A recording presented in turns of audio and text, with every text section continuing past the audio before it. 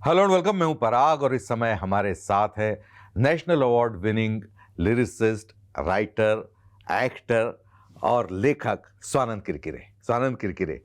स्वानंद, सबसे पहले तो आपको इतनी सारी बधाई कि 12th फेल के गाने, शास्त्री वर्सेस शास्त्री के गाने और आपकी अपनी फिल्म जिसमें आप एक्टिंग कर रहे हैं। ऐसे होता है कि एकदम सब कल्मिनेट हो गया, एकदम एक साथ आ गया। Three of us, Avinash Arun Dhaware की फिल्म है थ्री ऑफ अस, जिसमें मैंने अभिनय किया है शेफाली शाह और जयदीप अहलावत के साथ में। वो आई विधु विनोद चोपड़ा के साथ। मैं हमेशा पहले से बहुत सालों से काम करता आ रहा हूँ उनके साथ, हमेशा मेरा परिणीता के वक्त से उनका मेरा संबंध है। तो उनकी फिल्म 12th फेल के गाने रीस्टार्ट और बोलो ना, वो लिखने का मौका मिला। वो तो घर की बात है, वो लिखना मैंडेट मतलब मेरे लिए यही था। सबसे मज़ेदार बात है कि लोगों को 12th फेल इतनी अच्छी लगी कि मतलब उसको सर आंखों पे उठा लिया लोगों ने, रीस्टार्ट को सर आंखों पे उठा लिया। और एक बहुत छोटी सी और खूबसूरत फिल्म शास्त्री विरुद्ध शास्त्री आई है, उसके भी गाने, एक गाना मैंने गाया भी है और एक 1.5 गाना लिखा है, ऐसा कह सकते हो। क्या बात है। और अगर मैं आपके एक्टिंग वाली फिल्म की बात करूं, थ्री ऑफ अस, कमाल का, मतलब जिस तरह का सिनेमा है आज के दौर से, मैं बोलता हूं कि बिल्कुल ही अलग, आपको एक ऐसे स्पेस में लेके जाने वाली फिल्म है जो हमेशा आप चाहते हो कि उस स्पेस में रहें पर आप रह नहीं पाते। आप शास्त्रीय संगीत जानते हैं ना, तो जैसे संगीत के बारे में होता है ना कि विलंबित, द्रुत और मध्य लय। तो एक होता है विलंबित मतलब जो विलंबित मतलब बहुत स्लो होता है। मध्य लय होता है जो थोड़ा सेंटर के इसमें होता है, और द्रुत मतलब जो बहुत फास्ट होता है। गाने ऐसे 3 तरह के होते हैं। तो हमको द्रुत की इतनी आदत पड़ गई है, सब चीज़ें इतनी फास्ट एंटरटेनमेंट की आदत पड़ गई है कि मध्य लय का सिनेमा जो है वो कम देखने को मिलता है। वही अविनाश ने अटेम्प्ट किया। अविनाश ने एक बहुत सुंदर पहले फिल्म बना चुकी है किल्ला, मराठी में।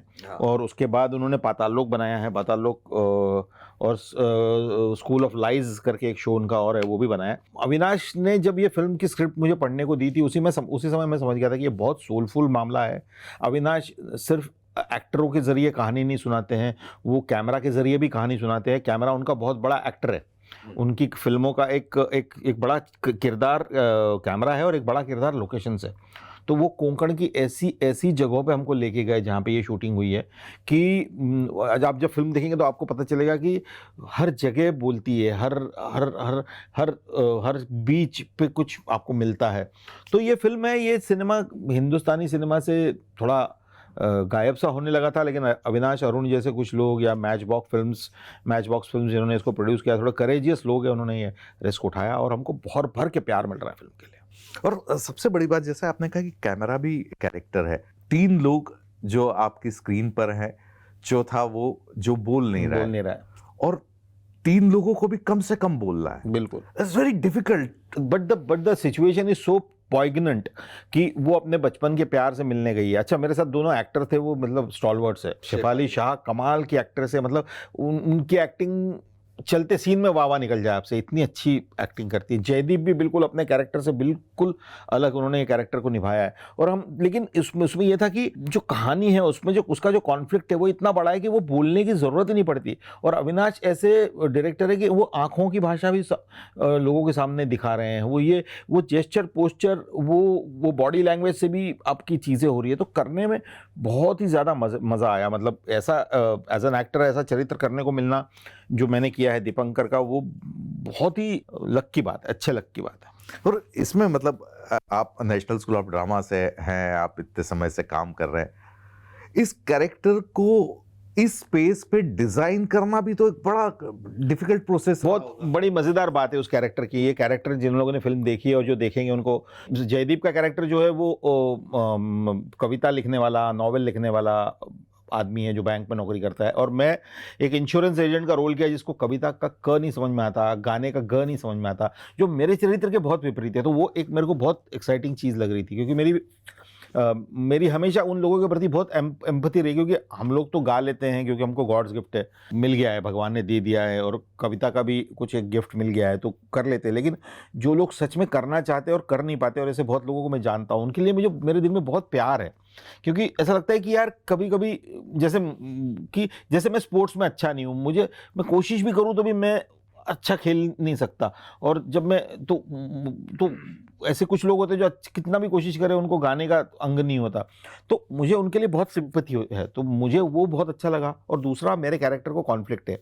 मेरी पत्नी मुझे लेके, उसको डिमेंशिया है, वो मुझे लेके अपने बचपन के गाँव में आई है, और वहाँ पे आने के बाद मुझे पता चलता है कि उसको एक किसी लड़के से भी मिलना है, और उस लड़के के साथ उसका बचपन का कोई एक कनेक्ट है, और वो कनेक्ट थोड़ा सा दोस्ती से थोड़ा ज़्यादा का है। वहाँ पे कैसे खड़े रहना है, अपनी पत्नी जो बीमार है उसका साथ निभाना है या नाराज़ होना है, इसके बीच में वो कैरेक्टर घूमता रहता। तो मैंने कुछ चीज़ें ऐसी सोची कि मैंने कहा अगर ऐसा करना है तो क्या करना चाहिए। मैंने कहा ये इंश्योरेंस एजेंट है, तो मैंने कहा मैं स्माइल करूँगा, हंसूंगा, मुस्कुरा के बात करूँगा, तो दुख हो सुख हो वो कॉन्स्टेंटली मुस्कुराता है। तो I think that worked for me. बहुत लोगों ने उसके बारे में बोला। सिनेमा जब आप एक्टिंग कर रहे होते हैं तो फास्ट और स्लो पेस नहीं होती, वो तो एडिट टेबल पे बनता है। तो करने के वक्त बहुत मज़ा आ रहा था, लोकेशंस पे इन बड़े बड़े एक्टर्स के साथ में, बहुत खूबसूरत अनुभव। और उसमें बड़ा मज़ेदार वो है कि जैसे आपने कहा कि कुछ लोगों को कुछ चीज़ें नहीं मिलती है, कुछ लोगों को कुछ और चीज़ें। और ये आदमी की जो छटपटाहट है दीपांकर की, कि वो क्या प्रेम नहीं कर सकता, प्रेम तो उसका उतना ही निश्चल। हाँ निश्चल है। हाँ, वो एक सीन में बोलता है उसको कि क्या तुम मेरे साथ कभी खुश नहीं रही, तो वो उसकी बेबसी पे आपकी आंखें नम हो जाती। नहीं बिल्कुल होती है। और क्योंकि और क्या है, वो 20-25 साल की शादी है, 20 साल की शादी है, तो उसमें प्रेम कहीं ना कहीं एक बैक सीट ले लेता है। रोज़मर्रा की जिंदगियां, रोज़मर्रा की चीज़ें आगे आ जाती है। बच्चा आपका बड़ा हो रहा है, वो कहीं पढ़ने गया हुआ है, उसके बीच में वो प्रेम। लेकिन जब वो उसकी आंखों में वो प्रेम उसको किसी और के प्रति दिखने लगता है, तब उसको वो प्रेम मिस होने लगता है। और उस जैसे आपने बोला कि बिल्कुल वो है कि बिल्कुल कुछ लोग एक्सप्रेस नहीं कर पाते, कुछ लोग बहुत अच्छे से अपनी बात बोल पाते हैं लोगों को, और वो वक्त अपना पक्ष बोल पाते हैं। कुछ लोग नहीं बोल पाते, वो क्या करेंगे। तो उसकी छटपटाहट जो थी वो मुझे इसी बात में लगी कि इसको इतना बोलना नहीं आता, इसको कुछ नहीं आता, पर हाँ इसको एक चीज़ आती है, इसको इसकी पत्नी के साथ होना आता है। और भले ही वो थोड़ा सा नाराज़ होता है, लेकिन वो इस बात से रिकंसाइल करता है, और फिर उसको उसके साथ झूले पे जाने देता है। कहता है आप जाओ, मैं देखता हूँ आपकी बच्ची को। और वो मोमेंट मुझे लगता है कि उस फिल्म का सबसे बड़ा मोमेंट है इस कैरेक्टर के लिए। अद्भुत बना वो कि वो उसको बोलता है कि आप जाओ, और फिर वो दोनों ऊपर जाके रिकंसाइल करते हैं। उसको मालूम है, पर उसको ये मालूम है कि ये हो जाना जरूरी है इस मेरी पत्नी की लाइफ में। वो पूरी फिल्म का जो सार है ना, वो झूले वाला सीन है। जब वो अटक जाता है, वो दोनों एक दूसरे की तरफ देखते हैं, ये उधर से देख रहा है। वो जो वर्कआउट हुआ है ना, ये बहुत सुंदर हुआ। अविनाश ने बहुत सुंदरता के साथ उसको वर्कआउट किया है, उसके बारे में बात की है। जयदीप और शेफाली ने कमाल का अभिनय किया है। वो जयदीप भी उसकी बच्ची को ऐसा हाथ लगा के जाता है, जब वो जाता है तो वो ऐसा लगता है कि वो मुझे लगा के गया है। वो मुझे लगा नहीं सकता क्योंकि मैं उससे बड़ा हूँ, ये हूँ, लेकिन वो लम्हा, क्योंकि उसको वो भी अपना सब कुछ छोड़ता है उस वक्त कि नहीं, इस लड़की के साथ मुझे अभी झूले पे जाना ज़रूरी है, क्योंकि ये बात करनी ज़रूरी है, वरना किसी भी आत्मा को शांति नहीं मिलेगी। और सर मतलब मैं ऐसे ही सोच रहा था फिल्म देखने के बाद, मेरे जहन में, क्योंकि वो फिल्म ऐसी है जो आपको सोचने पे मजबूर कर देती है, आपको आपके बचपन में ले जाती है, आपके वो उस जोन में ले जाती है जहाँ पे हम जाने से बचते हैं। क्या लगता है आपके हिसाब से, क्या वो चीज़ें जो आपकी टू डू लिस्ट में है? नहीं, ऐसी बहुत सी चीज़ें हैं। जैसे मैं और पराग एक ही शहर को बिलोंग करते हैं। अभी ये आप बोलना बड़ा भारी पड़ रहा है हम दोनों को एक दूसरे को, क्योंकि ये मेरा बहुत नज़दीक का दोस्त है। बचपन में हम बड़े हुए एक साथ में, और हमने वो मतलब अगर 3 ऑफ अस हमारी भी बने तो मेरा और पराग का भी एक ये बने तो। लेकिन हाँ, मतलब मुझे कई बार ही लगता है कि जैसे इंदौर में कुछ चीज़ें हैं। एक कोई मेरी दोस्त रही है, वो 5वीं तक मेरे साथ पढ़ी थी, और वो मिलती नहीं है, वो फेसबुक पे नहीं है, कहीं नहीं मिली नहीं मुझे। वो 5वीं में वो क्लास छोड़ के चली गई। नाम तो उसका मैं ले नहीं सकता यहाँ पे, लेकिन 5वीं में वो क्लास छोड़ के चली गई औरंगाबाद या कहीं गई वो, उसकी फैमिली पूरी की पूरी, और उसके बाद वो कभी मुझे दिखी नहीं। बाद में क्या हुआ, फेसबुक वगैरह आए तो आपको पुराने लोग ढूंढ के मिल गए, ऑर्कुट पे, फेसबुक पे, इस पे उस पे, और बहुत सारी चीज़ें भी हो गई, जो पुरानी क्लासमेट्स के ग्रुप भी बन गए और ये सब भी हो गया। वो लड़की मिसिंग है, अभी भी नहीं मालूम। तो मुझे कभी लगता है कि वो, मैं देखना चाहता हूँ उसको, कहाँ है, कैसी है, क्या है। तो इस तरह की चीज़ें होती है। मुझे लगता है वो क्योंकि वो पहले हम 5 से 7 साल की उम्र तक जब बच्चा होता है ना, तो उसके ऊपर जो संस्कार हुए होते हैं, वो हार्ड डिस्क खाली होती है, तो वो सब कुछ ले लेता है। और उस वक्त पे ये जो पहले पहले एहसास होते हैं ना, उसके बाद में प्रेम का एहसास आपको भले ही कई बार हुआ हो, लेकिन जो पहला एहसास है वो आप भूलते नहीं हो। पहली बार दुख का एहसास आप भूलते नहीं हो। उस पर्टिकुलर व्यक्ति ने वो एहसास आपके जीवन में लाए। मैं इंदौर ही मेरा उद्गम है, वहीं पे मेरी शुरुआत हुई है, तो कई बार मन करता है वहाँ जाने का, समय वैसा बिताने का जैसे बचपन में बिताया करते थे, पर अब वो हो नहीं सकता। स्वानंद, ये तो बात रही थ्री ऑफ अस की। अब मैं मुड़ता हूँ शास्त्री वर्सेस शास्त्री के गाने की। वो भी एक ऐसा वो है कि वो उसमें गाना भी अपने आप में किरदार है, वो गाना कहानी को आगे बढ़ा रहा है। बिल्कुल बिल्कुल बिल्कुल, बहुत सुंदर गाना है। और वो मतलब वो तो अजीत अंधारे साहब ने मुझे फ़ोन किया कि आप ये गाना कर दीजिए और आप गा भी दीजिए। पहले उन्होंने मुझे एक और दूसरे गाने के लिए फ़ोन किया था, उसमें कुछ उनको लिरिक्स किसी ने काम किया हुआ था उस गाने पे, मनोज ने पहले से काम किया हुआ था और उनको कुछ उसमें एडिशन चाहिए थे, तो मैंने कहा मैं कर दूंगा, लेकिन आप मनोज का क्रेडिट रखिएगा उसके अंदर। तो वो नटखट्टू करके एक गाना है, वो उस बच्चे के बारे में दोनों गाने। और ये जैसे शास्त्री विरुद्ध शास्त्री की स्टोरी आपको पता है कि दादा दादी और उनके बच्चों के बीच में कॉन्फ्लिक्ट है, बच्चे को लेके, छोटे अपने बच्चे को लेके। और वो बच्चा क्या है, वो फादर भी कभी कभी जब बच्चे से मिलने आता है वो, तो उसके लिए वो बच्चा क्या है, उसको एक गाने के रूप में। और वो एक सीक्वेंस है जिसमें वो जुगनुओं से भरी हुई रात में वो बच्चे को लेके जा रहा है, तो वहीं से मुझे वो ख्याल आया कि तू है जुगनू, तू है तारा। बहुत कलकत्ता के बड़े एक बैंड है, कंपोजर है, उनका ऑलरेडी बना हुआ एक गाना है, तो उस गाने को इन्होंने लिया और उसको लिखने का और गाने का मुझे मौका मिला, और बड़ा सुंदर, बहुत सुंदर अनुभव है। और फिल्म भी बहुत अच्छी है, बहुत अच्छी फिल्म है। मतलब ये दो फिल्में जैसे कहा कि वो एक शास्त्रीय संगीत की तरह साथ चलती है। और ये सिनेमा हिंदुस्तान में इसकी जगह होनी चाहिए, लोगों ने देखनी चाहिए, ऐसा मेरा मानना है। क्योंकि पहले देखते थे, पहले जाते थे, सई परांजपे की फिल्में देखी जाती थी पहले। बड़ी फिल्में होती थी, यश चोपड़ा की फिल्म होती थी, लेकिन सई परांजपे की फिल्म होती थी, श्याम बेनेगल की फिल्म होती थी, और लोग सब कुछ देखते थे। तो अभी भी फिर वक्त ऐसा ही आना चाहिए कि हम बड़ा देश है, बहुत सारे किस्म के एक्सप्रेशंस है, तो कहीं टाइगर 3 होगी तो उसके तो मज़े लेने ही चाहिए, लेकिन कहीं पे एक छोटी सी मध्यलय की बंदिश चल रही, तो उसको भी सुनना हमें आना चाहिए। बिल्कुल। और सबसे प्रॉब्लम क्या हो गया है, ये सिनेमा का जो निरंतरता थी ना, वो गोविंद निहलानी और उनके बाद कम होती चली गई। और जब सप्लाई कम होता है तो डिमांड ऑटोमेटिकली कम हो जाती है। और दूसरी बात यह है कि इतना ज़्यादा एंटरटेनमेंट भी आ गया ना, इतने ज़्यादा एवेन्यूज़ आ गए। हम बड़े हो रहे थे तो सिर्फ थिएटर था, फिर धीरे से छोटा सा टीवी आया, फिर टीवी में भी इतने चैनल्स आए, और फिर उसके बाद OTT आ गया, उसके बाद यूट्यूब है। तो अब जहाँ जाओगे वहाँ पे कुछ ना कुछ एक कंटेंट आपको मिल रहा है, तो लोग बढ़ भी गए, लोग निकल गए, और फ्री कंटेंट भी लोगों को देखने को मिलता है। तो उसमें थिएटर में जाके फिल्म देखना है नहीं, कुछ एक बड़ी घटना या बड़ा इवेंट ना हो तो लोगों को थिएटर अट्रैक्ट नहीं करता। उसकी दूसरी बात ये भी कि वो इतने महंगी होती है फिल्में, साल में अपने बजट में, महीने के बजट में 2 देख सकता है, तो फिर वो वाली देखता है जिसमें उसके पूरे परिवार को मज़ा आने वाला है और उसको उस इवेंट में मज़ा आने वाला है। वो जब उसको लेके जाएगा तो उसको नहीं चाहिए कि उसके पैसे वेस्ट हो जाए।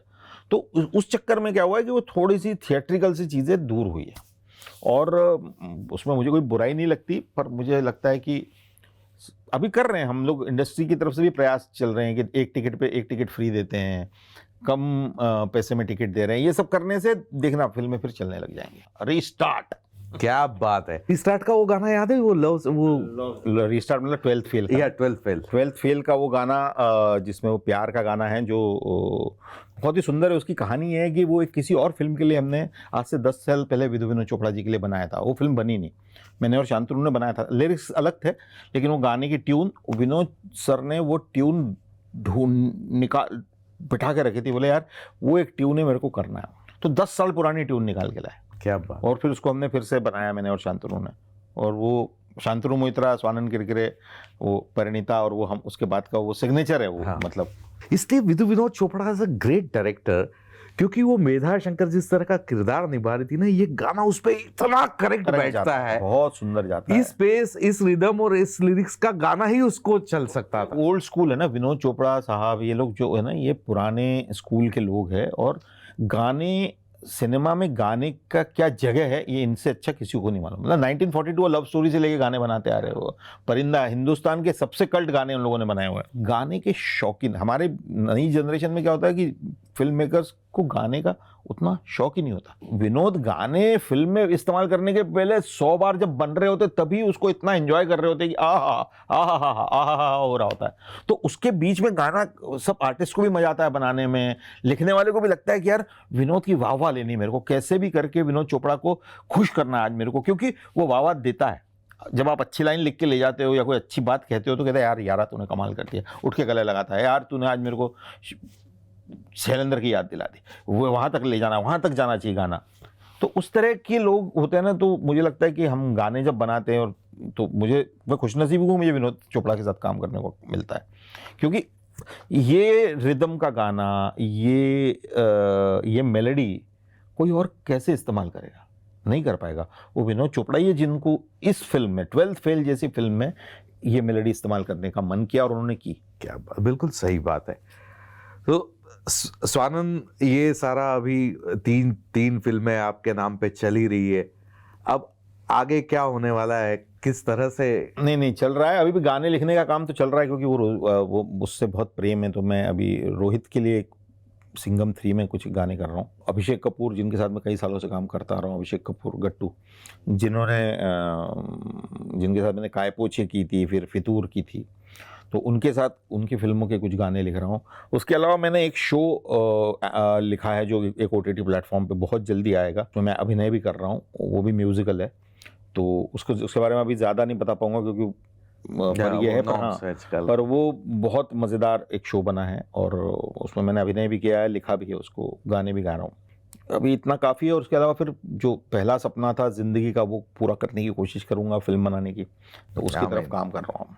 स्वानंद से घंटों बात की जा सकती है, लेकिन समय का अभाव है।